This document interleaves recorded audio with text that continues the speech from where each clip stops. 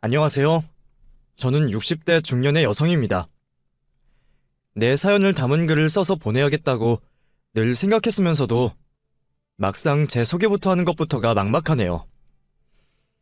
나 자신을 뭐라고 설명할 수 있을까요? 제 스스로 기구한 팔자라고 말을 하고 싶진 않지만 남들이 보기에는 저는 불쌍하고 가여운 여자였을 겁니다. 저는 제 인생에 있어서 가장 소중한 존재를 잃어버렸기 때문이죠.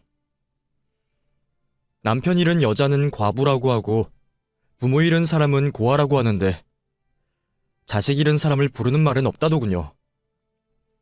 그래서 저도 저를 뭐라 설명해야 할지 모르겠습니다.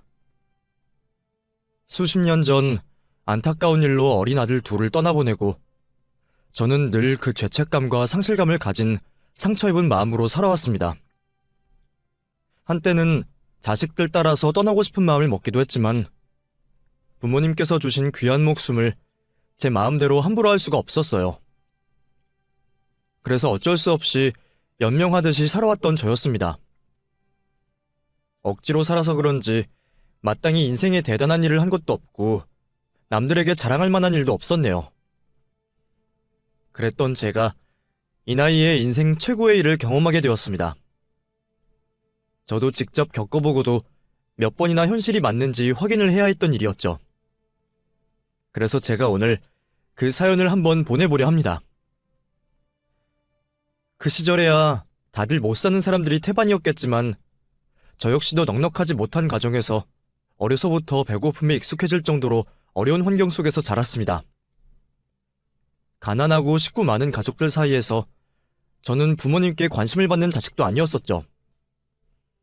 좁은 집에 여러 식구들로 늘 북적거리는 집이었는데도 저는 이상하게 항상 외롭고 쓸쓸한 심정이었어요. 뭔가 마음속에 허한 공간이 있는 것처럼 느껴졌었죠. 우리 가족 모두 살기 위해 몸부림을 친다고 해야 할까요? 가족들 간에 서로를 봐줄 여유는 없었고 다들 앞만 바라보며 살았습니다. 그런 가족들 틈바구니에 있다 보니 저도 자연스레 가족들을 닮아갔고 얼마 없던 웃음마저 사라진 생활을 하고 있었죠. 그 당시 저에게 행복이라는 단어는 그 뜻만 알고 있었을 뿐 저와는 거리가 먼 단어 그리고 감정이었어요. 그런 저에게 행복이라는 걸 느낄 수 있게 해준 사람이 바로 제 남편이었습니다. 남편과 하게 된 연애로 인해 전 새로 태어난 사람처럼 얼굴이 밝아지고 활기를 찾으며 20대였던 제 나이와 맞는 모습을 찾아가고 있었어요. 남편과 하루라도 빨리 살림을 차리고 한 집에서 살고 싶었지만 우리 두 사람 모두 집안 형편이 넉넉하지 못했고 우리들 능력도 좋지 못했죠. 남편은 일용직 노동자였고 집안의 장남 대신 가게를 책임지고 있던 사람이었습니다. 그런 탓에 결혼에 대한 꿈만 가지고 오랜 연애를 하게 되었죠. 연애 중간 양쪽 집안에서 다른 사람과 결혼을 하라며 우리를 흔들기도 했지만 우리는 서로만이 평생의 짝이라고 생각하고 마음 변치 않은 채 연애를 했고 결국에는 결혼에 꼴이 날 수 있었죠. 결혼을 했다고 한들 우리 두 사람 형편이 좋아졌던 건 아니었지만 그런 건 상관없었어요. 진심으로 사랑하는 남편과 한 이불을 덮고 같은 장소에서 눈을 뜨고 살 비비며 살고 있다는 게 그 무엇보다 중요했고 그 누구보다 행복한 여자로 만들어주었죠. 결혼 생활이 꽤 지나고도 형편이 빨리 피진 않았지만 우리 두 사람에게 전 재산이라고 할 수 있는 아들을 둘이나 낳으며 행복하게 지내고 있었습니다. 그런데 그 일이 생기게 되었죠. 일을 하러 나간 남편이 연락이 되지 않았어요. 그 당시에도 일용직으로 일을 하고 있다 보니 가끔은 멀리 다른 지역으로 며칠간 일을 하고 돌아오는 경우가 있었습니다. 멀리 나갈 때면 항상 머무는 숙소에서 전화를 주던 사람이었죠. 연락 없는 남편으로 인해 걱정이 되었던 저는 공사 현장으로 전화를 하게 되었고 그곳에서 숙소 쪽으로 연결을 시켜줬죠. 그런데 퇴근을 진작에 했을 거라는 남편이 돌아오지 않았다고 하는 겁니다. 전화를 받은 사람은 남편이 어디서 다른 동료들과 술 한잔 하고 있을 거라 말을 했지만 우리 남편은 그럴 사람이 아니었어요. 술을 먹더라도 꼭 가게 사장님께 전화를 빌려 전화를 주던 사람이었죠. 별일 없을 거라 생각을 하며 우선은 남편의 연락을 기다려보기로 했습니다. 하지만 하루가 지나서도 연락이 오지 않았고 나중에는 현장 측에서 남편을 찾는 연락이 역으로 돌아왔죠. 남편에게 무슨 일이 생긴 게 확실했습니다. 아이들을 데리고 남편이 사라진 곳으로 내려가게 되었죠. 그곳에서 아이를 데리고 남편을 찾기 시작했습니다. 성인 남성은 실종 신고도 제대로 되지 않아 경찰의 도움 없이 공사 현장 동료분들의 도움을 받아 남편을 찾게 되었죠. 하지만 남편은 이 세상에서 증발을 하듯이 사라져 있었어요. 발견된 거라곤 공사 현장에서 숙소로 돌아오는 차도에 있던 남편의 지갑뿐이었죠. 돈이 그대로인 것 보니 강도를 당한 건 아닌 것 같았어요. 그렇다면 짐작이 가는 건 하나밖에 없었죠. 그 짐작을 상상조차 하기 싫었습니다. 내 남편의 죽음을 생각하고 싶지 않았죠. 그렇게 남편이 죽었을 거라는 생각은 외면하고 다시 남편을 찾아 나섰죠. 하지만 언제까지 계속 남편만 찾고 돌아다닐 수 없었습니다. 아이들 때문이었죠. 결국 아이들을 데리고 집으로 돌아가게 되었어요. 다행히 경찰 쪽에서 남편의 실종이 인정이 되며 수색을 하겠다는 약속을 받을 수 있었죠. 그렇게 경찰의 연락을 기다리며 저는 남편이 돌아오기 전까지 집안의 생계를 책임지게 되었습니다. 일을 지원하는 곳마다 아이들과 같이 있겠다는 저를 거절했고 겨우 일을 하게 된 곳에서도 아이들이 소란을 일으키며 금방 쫓겨나기 일쑤였어요. 일자리만 구하다 시간을 보낼 수는 없어 제가 직접 아이들을 데리고 장사를 하겠다고 마음을 먹었습니다. 그날 이후 저는 노점상을 차리고 음식 장사를 시작했어요. 여름에는 분식을, 겨울에는 붕어빵을 팔며 어렵게 생계를 이어나가게 되었죠. 장사를 하며 두 남자아이를 돌보는 일은 정말 정신이 없었습니다. 잠깐이라도 한눈을 팔면 사라지는 아이들 때문에 장사하는 중간에 아이들 찾아 나선 게 여러 번이었죠. 아이들 때문에 항상 불안했지만 돈을 벌기 위해서 그 방법밖에 없었습니다. 그러다 제 인생을 한 번 더 나락으로 빠뜨리는 그날이 되었죠. 그날은 신기할 정도로 장사가 잘 되는 날이었어요. 손님들이 몰리더라도 밀물처럼 한꺼번에 몰렸다 썰물 빠지듯이 한꺼번에 빠지는 게 보통인데 그날은 시작한 날부터 하루 종일 손님들이 끊이지 않았죠. 장사 시작 후 처음으로 밀려드는 손님들로 전 정신이 없었습니다. 잔돈이 부족하여 은행도 여러 번 다녀와야 했고 조금이라도 더 팔기 위해 재료를 사러 갔다 와야 했을 정도로 말이에요. 정신없이 바빴지만 코에선 콧노래가 나올 정도로 기분이 좋았습니다. 안 그래도 며칠 전부터 아이들이 통닭을 먹고 싶다고 노래를 부르고 있었는데 그날의 번 돈이면 마음 편히 통닭을 사주고도 남을 정도로 벌고 있었으니 말이죠. 왜 장사가 잘 되는지는 생각하지도 않고 신이 난 채로 정신없이 손님을 받고 있었습니다. 그런데 그때라도 알아차려야 했어요. 행운 뒤에는 꼭 불행이 뒤따라온다는 걸 말이죠. 눈대중으로 밀려있는 손님들을 확인한 뒤 반죽이 모자라다는 걸 알게 되었습니다. 그래서 반죽물을 더 만들려고 박스 안에 있는 밀가루를 꺼내려는 순간 귀를 찢을 듯한 자동차 브레이크 소리와 함께 쾅 하며 자동차 사고 소리가 연이어 들려왔죠. 노점에 있던 손님들을 비롯하여 거리에 있던 행인들까지 모두 굉음이 나고 있는 사고 현장을 쳐다봤어요. 저 역시도 당연히 그쪽으로 눈이 향할 수밖에 없었죠. 그런데 고개를 돌리는 그 순간 불길한 기운이 저를 엄습해왔습니다. 이상한 기분에 급히 아이들이 놀고 있었던 곳을 봤지만 아이들은 그곳에 없었어요. 아이들이 제 곁에 없다는 걸 그제서야 눈치채게 된 거죠. 그때부터 정신이 반쯤은 나가 있었던 것 같아요. 저도 모르게 발길이 사고가 난 쪽으로 향했고 사고 현장을 둘러싸고 있던 사람을 밀치며 다가갔죠. 그리고 그곳에는 차가운 아스팔트 바닥에 누워있는 제 아이들을 확인하게 되었습니다. 아이들에게 뛰어왔던 저는 흐르는 피를 닦으며 사람들에게 도와달라 목을 놓아 소리쳤어요.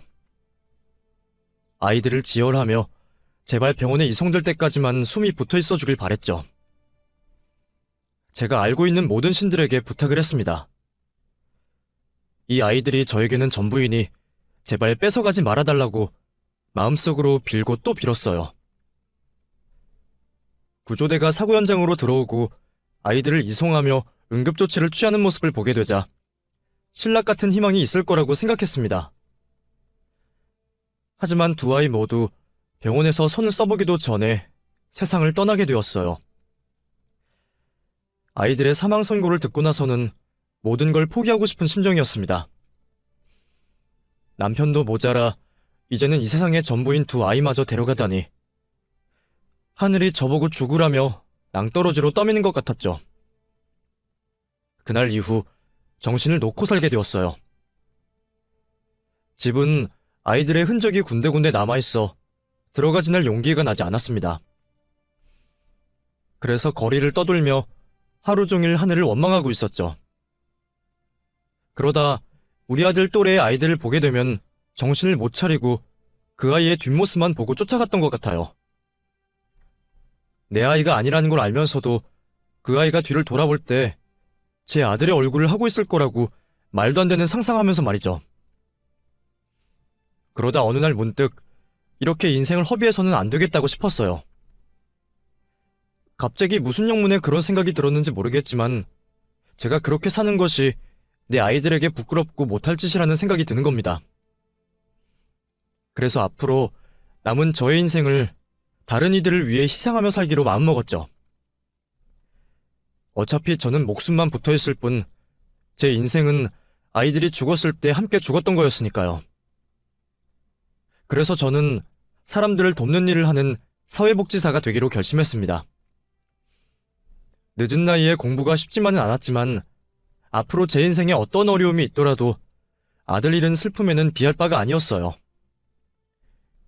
그래서 저는 묵묵히 어려움을 감수하며 결국 사회복지사가 될 수 있었죠. 그렇게 사회복지사가 된 저는 그 후로 도움이 필요한 사람들을 찾아다니며 사람들을 돕는 일에 제 삶을 사용하게 되었습니다. 그러다가 경수를 만나게 되었죠. 처음 경수를 만났던 건 길 위에서였어요. 무슨 일인지 보호자도 없이 길 위에 홀로 있던 경수는 자신이 어디서 왔는지 자기 이름이 뭔지도 알지 못했습니다.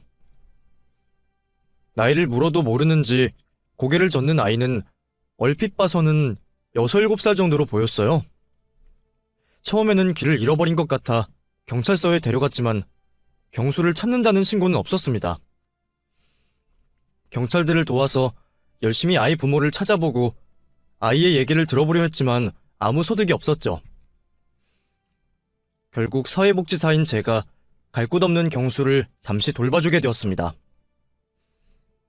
혹시 아이가 어른들이 무서워서 말을 하지 못하나 싶었던 저는 시간을 두고 차분히 아이에게 다가가려 했어요. 아가, 집이 어디야? 이름이 뭐야? 부모님 보고 싶지 않아? 엄마께서 찾으실 것 같은데? 아이가 자기 이름이라도 알고 있어야 부모를 찾을 수 있을 거다 싶어서 아이의 이름이라도 꼭 알고 싶었지만 저의 끊임없는 노력에도 경수는 아무것도 기억해내지 못했습니다. 처음에는 말도 제대로 못하는 걸 보고 아이가 지능에 문제가 있나 싶을 정도였어요. 결국 찾는 사람도 나타나지 않고 신원을 모르는 그 아이는 고아 신세가 되어야 했습니다. 그리고 아이는 보육원에 가야만 했죠.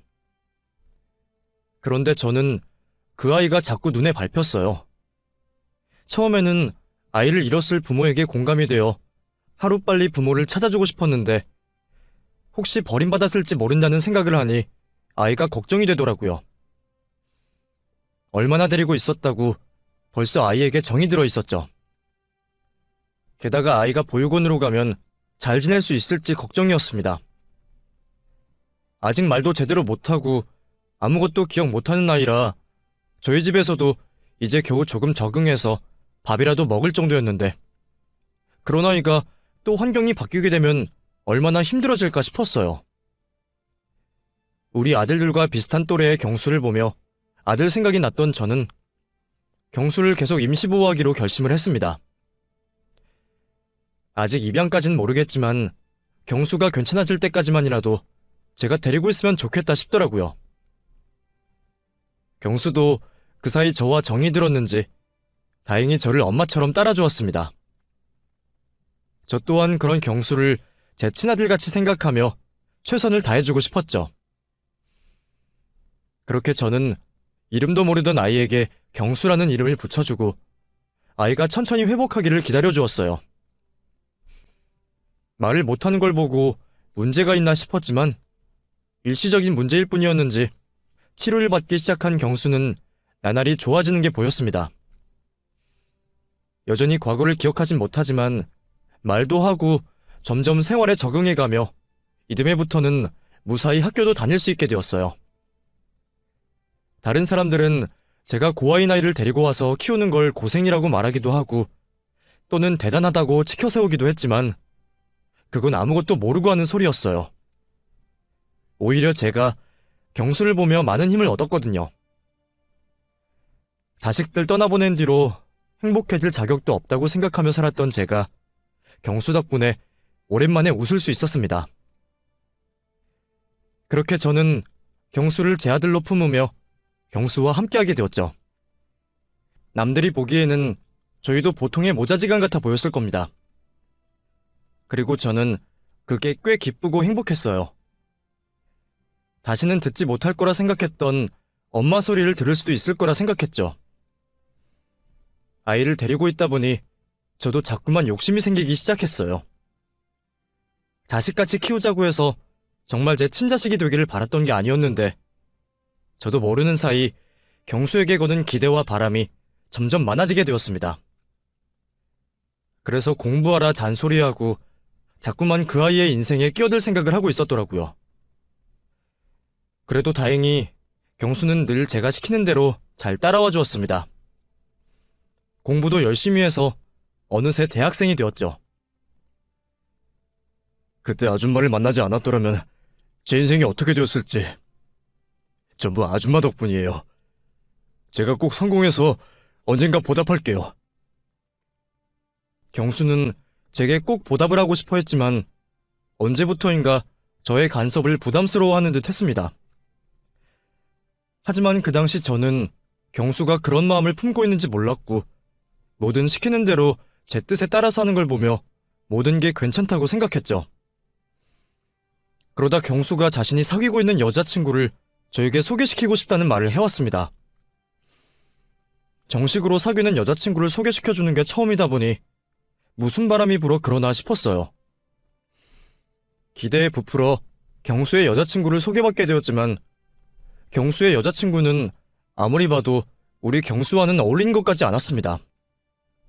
저는 경수가 더 참하고 어른스러운 여자친구를 만나서 상처 많은 경수를 보듬어줬으면 했는데 그 애는 곱게 자라 철없는 티가 나는 아이였습니다.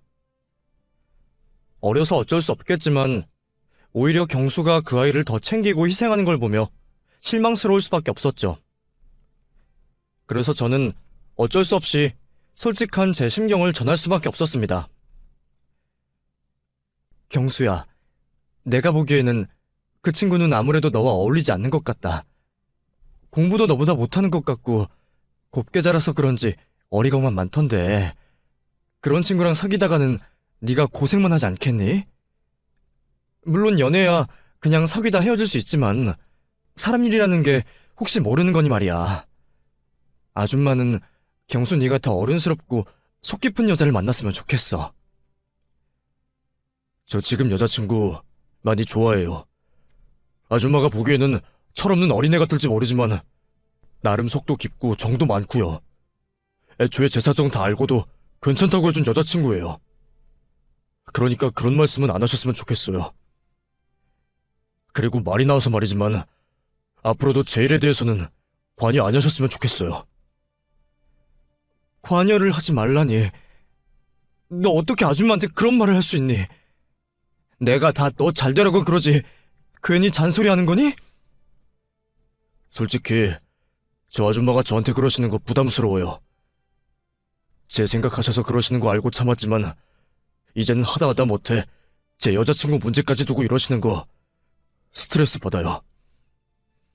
그동안 아줌마가 저 걷어주시고 키워주신 건 감사하지만 그렇다고 아줌마가 제 친부모님은 아니잖아요. 뭐라고? 경수, 너 지금 그 말 진심이니? 내가 너를 어떻게 생각했는데 그렇게 섭섭한 말을 할 수 있어. 그래, 내가 네 친부모도 아니지만 나는 너를 내 아들처럼 키웠어. 그만큼 사랑하고 아꼈고. 그런데 경수, 네가 그런 말을 하면 내 속이 어떻겠니? 그래서 더 말을 못했던 겁니다. 친부모님이었으면 진작 화냈을지 몰라요.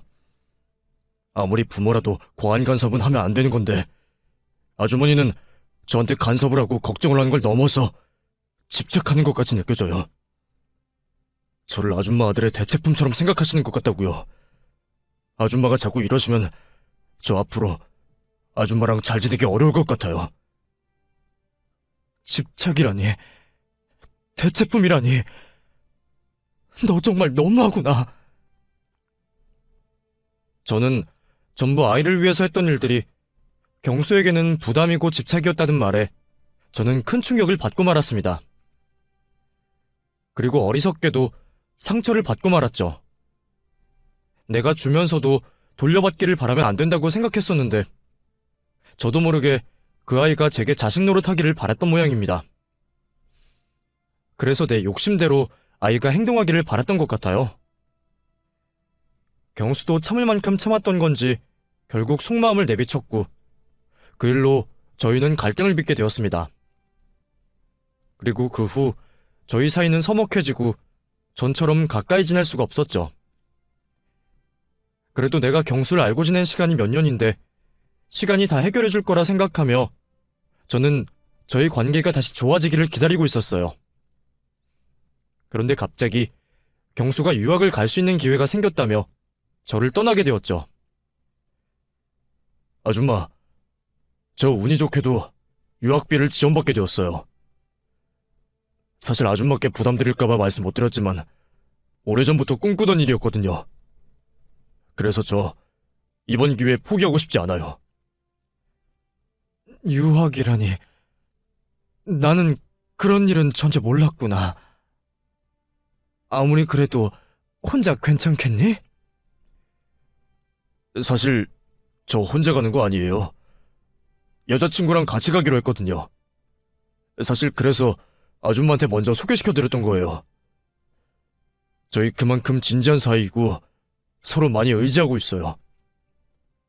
그때 말씀드리려고 했는데 그런 일이 있어서 말씀을 미리 못 드렸어요. 저희가 아직 철없어 보일지 몰라도 나름대로는 생각이 있고 자신 있어요.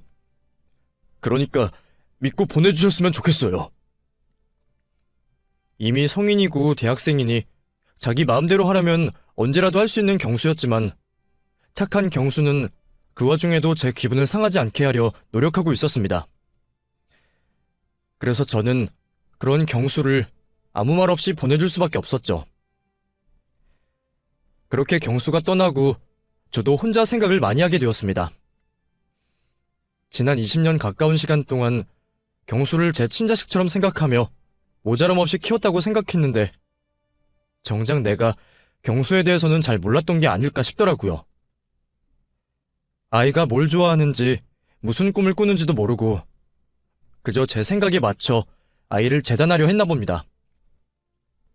처음 경수를 만났을 때는 언제라도 아이가 원하는 방향으로 놔주겠다고 생각했었는데 어느 순간부터 제가 제 욕심에 아이를 올가매고 있었구나 후회가 들었어요. 그래서 저도 마음을 비우기로 했습니다. 아이가 여태껏 잘 자라준 것만으로 감사하며 앞으로 그 아이가 자신의 길을 찾아 떠나고 저에 대한 부담감에서 해방될 수 있도록 제가 먼저 그 아이를 놓아주기로 했죠.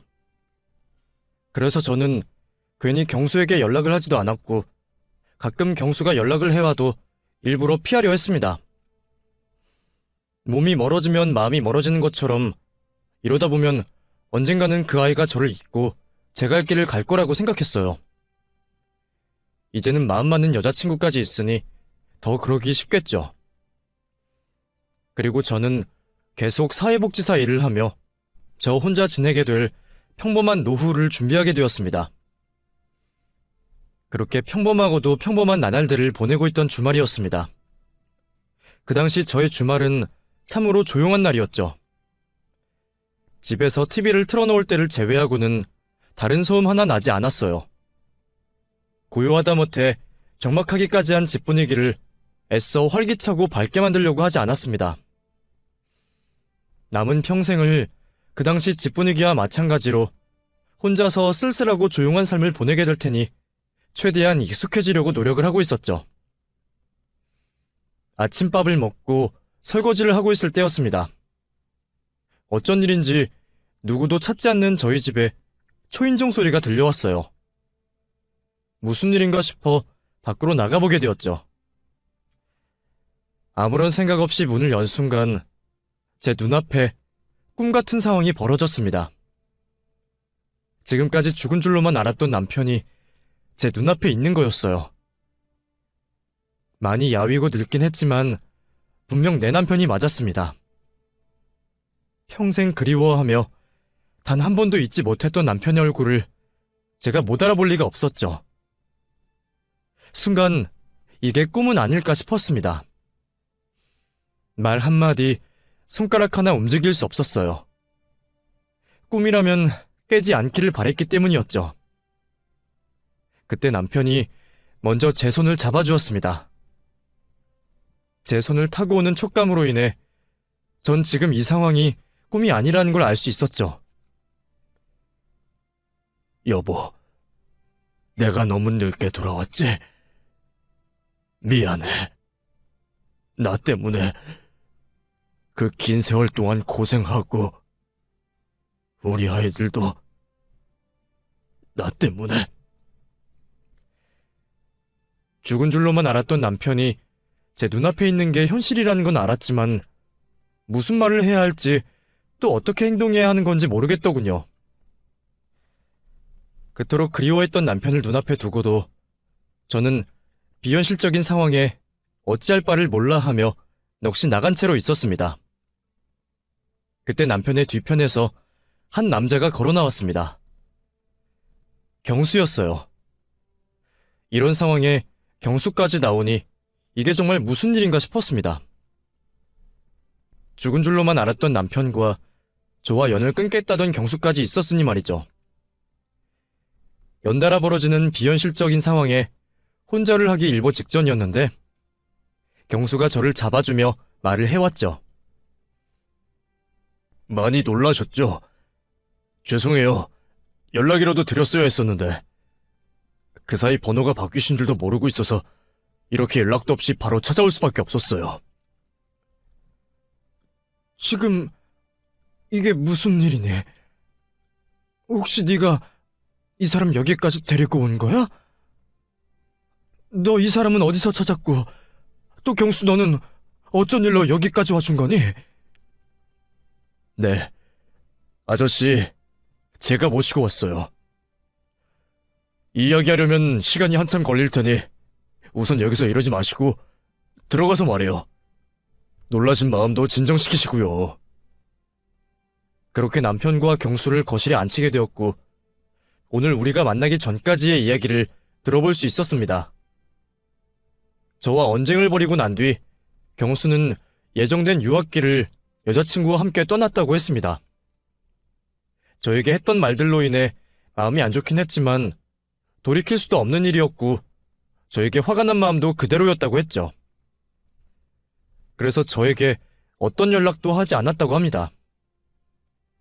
자신이 성공하여 제게 받았던 도움을 갚아주겠다는 생각은 가지고 있었지만 거기까지일 뿐 더 이상의 교류는 하지 않겠다고 생각을 했었다고 해요. 하지만 시간이 점점 지나며 저에 대한 화는 가라앉고 미안함만 남았다고 했죠. 그러던 중 같이 유학을 하던 여자친구가 경수의 아이를 가지게 되었다고 했습니다. 유학생 생활을 하던 중 생긴 아이여서 급하게 식도하지 못한 채 결혼을 하게 되었다고 했죠. 그러다 보니 정신이 없었다고 하네요.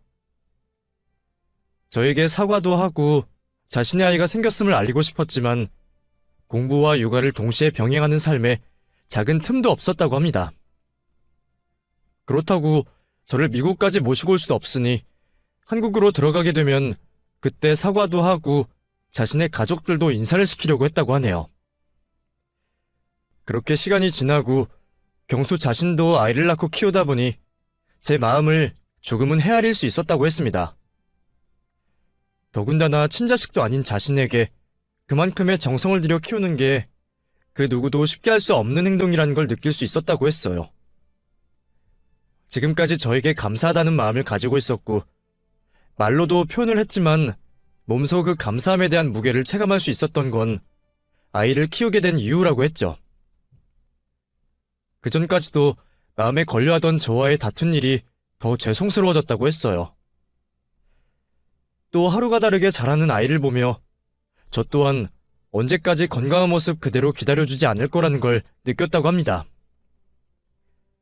그래서 하루빨리 저를 찾아가 만나서 사과를 해야겠다고 생각을 했답니다. 하지만 유학 공부 중에 있으니 당장 올 수는 없었죠. 무작정 저와 만날 날만을 기다릴 수 없으니 자신의 미국에 있으면서 저에게 줄 수 있는 도움들을 생각해봤다고 하네요. 머리를 감싸며 생각을 쥐어짜내봤지만 생각나는 것이 없다고 했습니다. 그럴 것도 경수를 잘 키우는 것 외에는 다른 것에 관심을 둔 적이 없었으니까요. 제가 바라는 것도 좋아하는 것도 오로지 경수가 잘 되는 일밖에 없었죠. 그러다 제가 이야기했던 말이 생각났다고 합니다. 제가 경수에게 제 인생 이야기를 하며 남편의 사연을 말한 적이 있었어요. 그 말이 생각났던 경수는 세월이 많이 지났다고 하지만 시간을 가지고 찾아본다며 제 남편을 찾을 수 있지 않을까 싶었다고 해요. 설령 이 세상 사람이 아니라고 해도 남편의 몇 자리라도 찾으면 제게 조금은 위안을 줄 수 있지 않을까 싶었다고 했죠. 그렇게 경수는 한국에 있는 자신들의 지인들과 사람을 써가며 제 남편을 찾기 시작했다고 합니다. 남편에 대한 단서는 거의 없다시피 했지만 경수는 찾아야 한다는 일념 하나로 제 남편을 찾는 일을 멈추지 않았다고 했죠. 또 세월이 이만큼 지났음에도 남편이 나타나지 않는 것을 보면 기존 남편의 신상 정보나 단서는 필요 없을 거라고 생각을 했다고 합니다. 오로지 남편이 사고가 났을 지역과 탐문에 대한 정보를 가지고 찾았다고 했죠. 그러다 마침내 저의 남편이라고 추정되는 남자를 찾았다고 했습니다. 확신을 할 수 없었던 이유는 남편이 지난 과거에 대한 기억을 전혀 하지 못하고 있었기 때문이라고 했죠. 어떻게 누구와 사고가 났는지 몰라도 남편은 자신이 사라진 시점 이전의 기억을 하나도 하지 못했다고 했어요. 기억이 나는 시점부터 자신을 부르는 이름이 따로 있었고 어느 시골집에서 노부부의 일을 거들며 살았다고 했죠. 가끔 머리가 깨질 듯이 아프고 저와 아이들의 모습이 보였다고 했습니다. 하지만 그 장면이 뚜렷하지 않았고 통증이 너무 고통스러워 머리가 아파오고 자신이 모르는 장면이 떠오를 때면 처방받은 약을 먹었다고 했죠.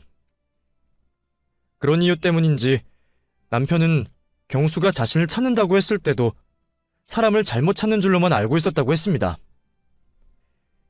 자신이 어디에서 발견되고 누구였는지 설명해줄 수 있는 사람이었던 노부부가 이에 관련된 사실을 설명하지 않은 채 사망을 하게 되자 이전에도 노부부 밑에서 자라고 일해온 사람이라고 스스로 생각을 했던 거죠.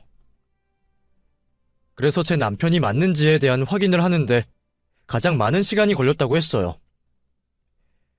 이미 주민등록도 소멸이 되어버렸고 유전자 검사를 할 수도 없는 상황이니 오로지 남편이 가지고 있을 기억에만 의지를 할 수밖에 없었다고 했습니다.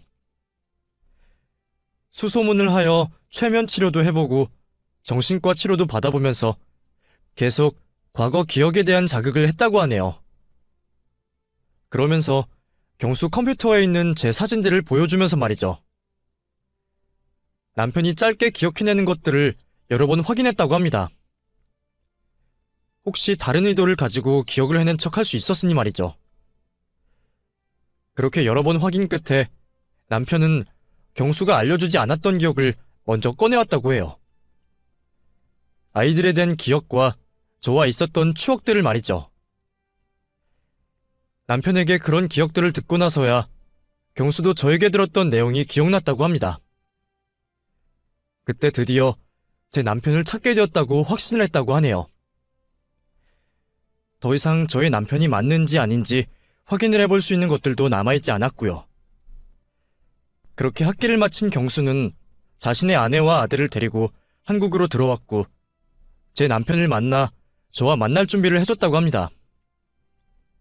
그리고 제가 있는 집으로 찾아와 저를 만나게 되었던 거죠. 경수가 남편을 찾기 위해 썼던 그 과정이 얼마나 오랜 노력과 정성이 필요했는지 전 알고 있었습니다. 모래사장에서 바늘 찾기와 마찬가지인 상황에서 오로지 저를 위해 남편을 찾아주겠다는 그 고마운 마음이 이야기를 전해주는 동안 제 마음속으로 전달되었어요. 제가 경수에게 해준 것에 비해 너무 큰 선물을 받은 것 같았습니다. 그리고 몸성이 돌아와준 남편에게도 고마웠죠. 여보, 고마워요.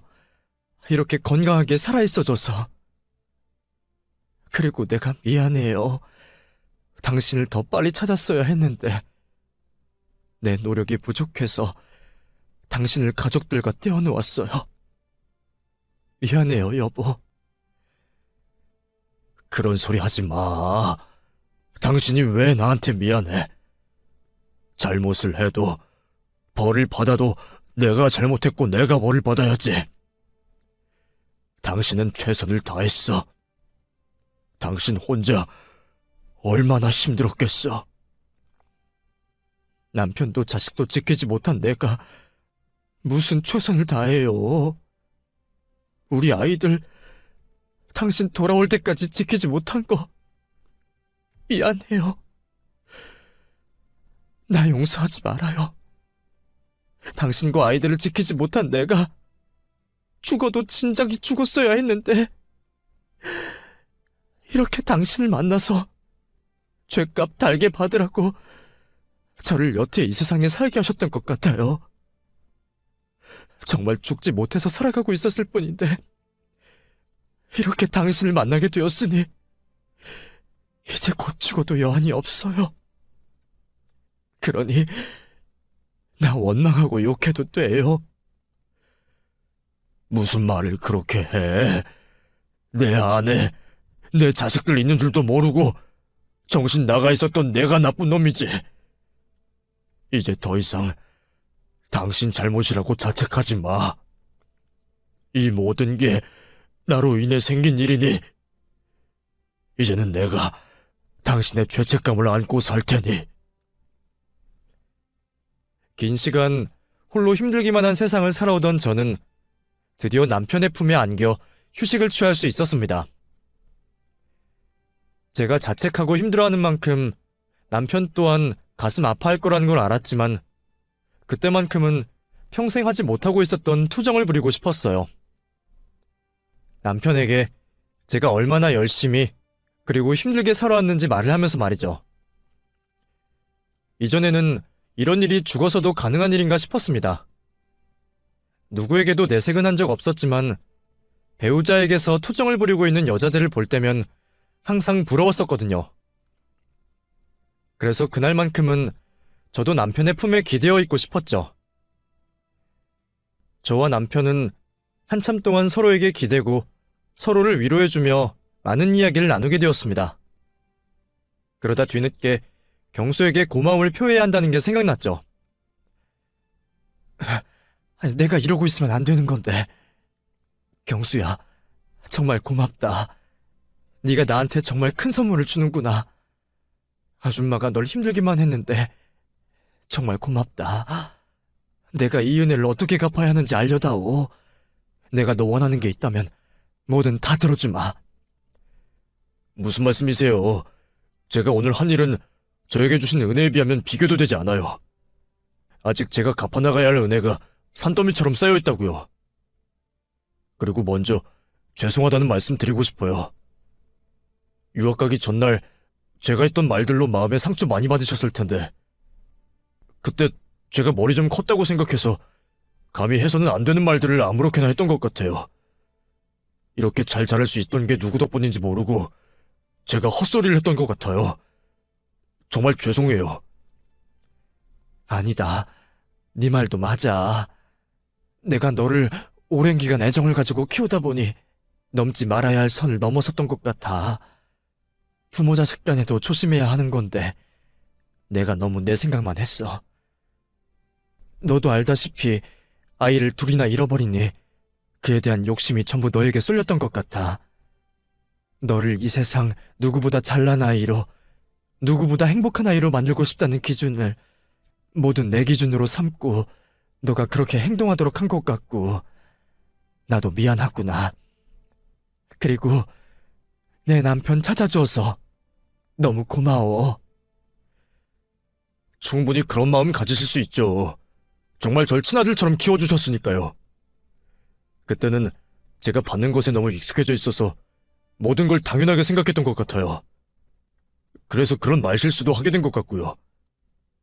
유학 가서도 계속 마지막에 다툰 일이 걸렸는데 아이를 낳고 보니 제가 얼마나 잘못한 일인지 알겠더라고요. 저에게 하셨던 행동들 전부 친아들이라고 생각하지 않으면 할 수 없는 일이라는 걸 저도 자식을 키우게 되면서 알게 되었어요. 그래서 말인데 두 분만 괜찮으시다면 절 양자로 받아주시면 안 될까요? 제가 어머님께 받은 은혜 앞으로 자식으로서 갚아나가고 싶어요. 그리고 이 세상 가장 행복한 부모님으로 만들어드리고 싶고요. 조금이라도 제 일방적인 제안이 불편하시면 거절하셔도 돼요. 양자가 되지 않더라도 최대한 자주 뵈면서 모시려고 할 테니까요. 그냥 저는 제 친어머니라고 생각이 들어서 제안해보는 거예요. 저는 경수의 말을 듣고 단 1초도 망설이지 않았습니다. 지난 기간 동안 경수를 키워오며 제가 바래왔던 일이었어요. 다만 경수 입에서 나오는 거절이 제 마음을 너무 아프게 할 것 같아 단 한 번도 입 밖으로 꺼내지 못했던 말이었죠. 경수가 제 아이가 되어준다면 전 너무 행복할 것 같았습니다. 그래서 남편의 생각도 묻지 못한 채 바로 대답을 하게 되었죠. 내가 왜 거절을 하겠니? 난 평생 너를 내 자식이라고 생각했단다. 물론 네가 싫어해서 거리가 생길까 싶어 말을 못했던 거지. 네가 먼저 그렇게 말해줘서 고맙구나. 내 남편을 찾아준 것만 해도 평생 너에게 감사해하며 살 텐데 이렇게 내 자식이 되고 싶다는 말까지 하니 너무 고마워. 제가 오히려 더 감사하죠. 이 세상 홀로 살아가게 될 고아였던 저를 거두어 주시고 자식으로 생각해 주시는데. 그런데 아저씨께서 이 상황을 받아들이고 생각하신 다음에 판단을 하셔야 할 테니 오늘 제가 말씀드린 제안의 대답은 나중에 듣는 걸로 할게요.